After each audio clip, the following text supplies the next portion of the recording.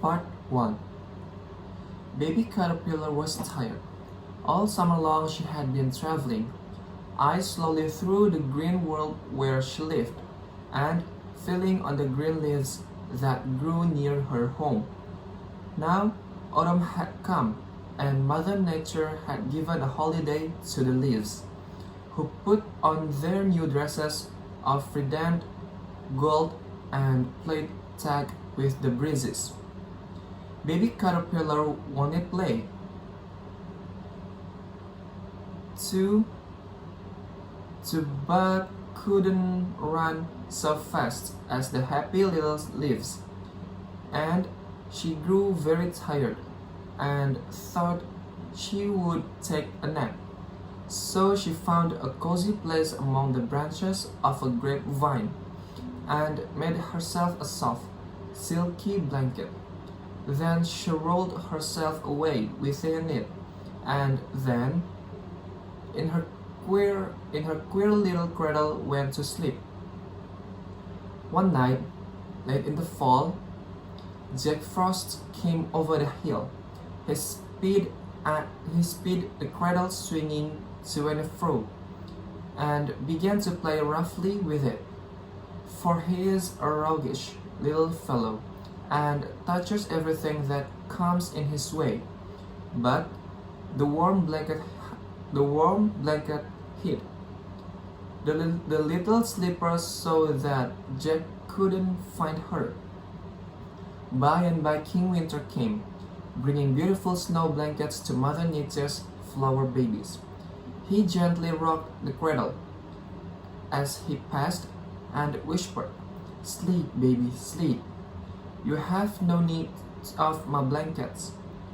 At least spring came with the sunbeams, the best and merriest of Mother Nature's helpers. They woke the flowers from their long winter nap, and called the birds and the brooks to begin their songs. When they came to the little brown cradle, they stopped to rest, and Baby Caterpillar began to get very warm under the thick blanket. She woke up and stretched herself, and her cradle broke, and she came out to greet the spring. But what a change! Instead of the old dingy dress that she went to sleep in, and away into the wet spring air to play with the sunbeams and flowers, and the little children called her a butterfly. Part 2. Thought. So Meg, you are talking about being in the military and you said you were a medic. Can you explain what that is? Meg. Yeah. So a medic, which now I believe is called a healthcare specialist, I always say it's kind of similar to being like a paramedic where it's not a full nurse job. I think nurses have more training like in civilian side nurses, but similar to paramedic where you have certain procedures that you were trained to do and high level things that just an EMT like doing IVs and giving shots and stitches and things like that. And you're trained because it's the military. You're especially trained for emergency situations and how to treat someone who has maybe some serious life-threatening wounds. So that's a medic. Wow, that sounds like really difficult job. I mean, it's not your typical the soldier job. You must have had a lot of schooling and education. I had everyone goes through the initial about 2.5 months like basic training, and that's more kind of basic combat skills and physical training, that kind of thing, and then I had 4 months past that to train to be a medic. So we went through like emergency medical technician course like a civilian side. I got certified with that. And then we had additional training for the military skills like IVs and emergency procedures, like kind of thing. Right. Can you explain what IV is?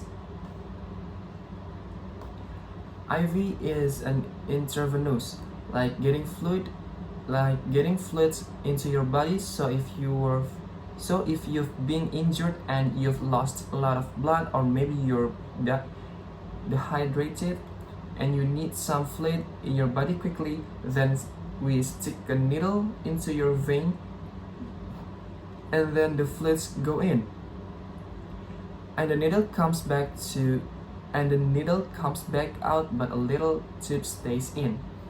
And then you can get fluids quickly that way. So anybody that's been to the doctor's knows that's always kind of the anxious moment when the nurse or the person who's going to stick the needle in. Were you good at doing that? So once I learned how to do it, I think I was pretty good, and I actually enjoyed doing that in a creepy way, but it was, I guess, because I was decent at it, that it was a part of my job that I enjoyed. But for myself, before we went through that training, I actually became dehydrated and needed to get an IV myself. And I was terrified because I really hadn't had that before in my life. And so the nurse was going to come, put a needle in my arm, and I was like, no, isn't there another? No, isn't there another? I'll just drink a lot of water. And she was saying, aren't you going to be a medic? And I was like, oh, I haven't trained it yet. Don't do it. So yeah. Oh, that's cool. Yeah, I was recently in the hospital and they had me strapped up for both blood and for the water, the intravenous drip, and it's annoying because you can't really move. Like, if you want to get up and walk anywhere, you're strapped with all these tubes, and it's not very convenient.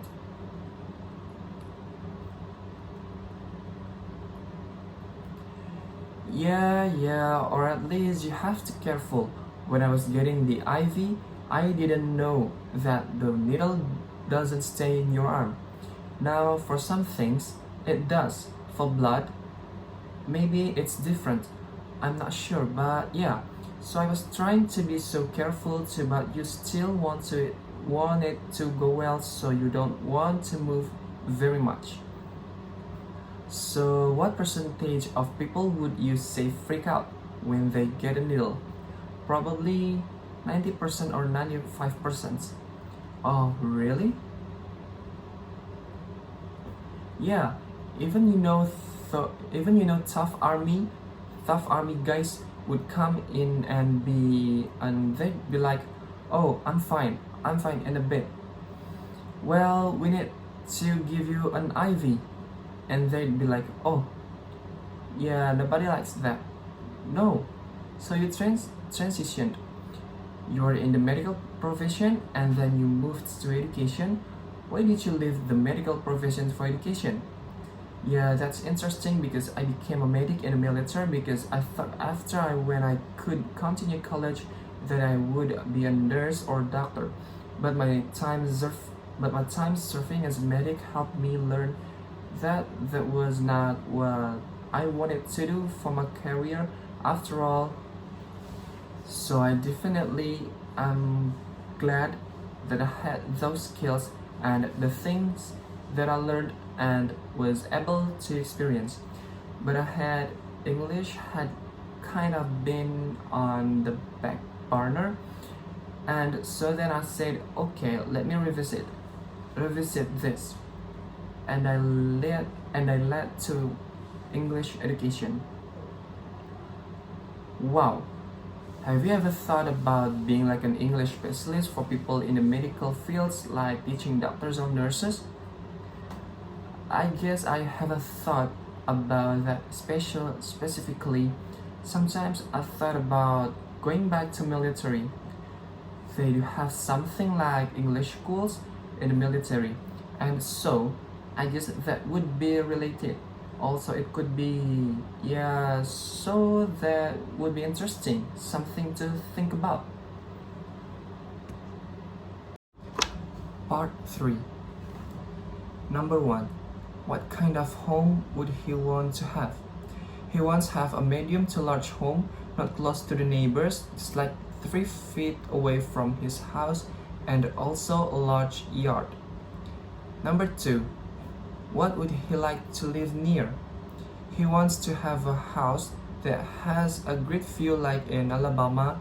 He really likes the landscape there because there are lots of trees, lots of lakes or some water nearby and hills.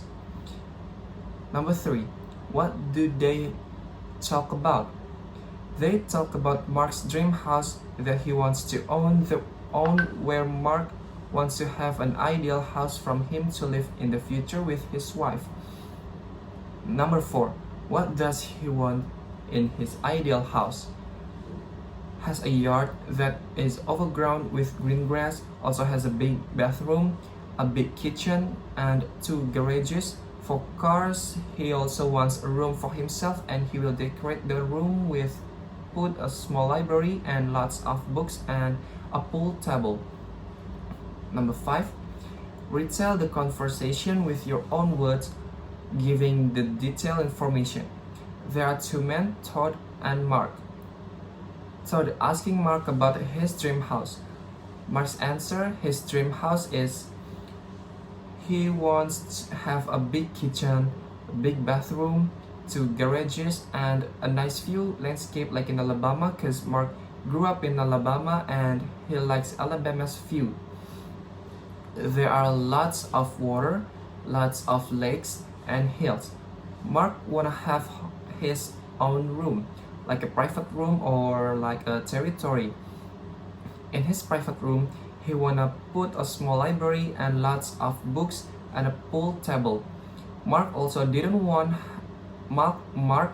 don't want his dream house near to neighbors, probably 3 feet distance between Mark's house and his neighbor's house.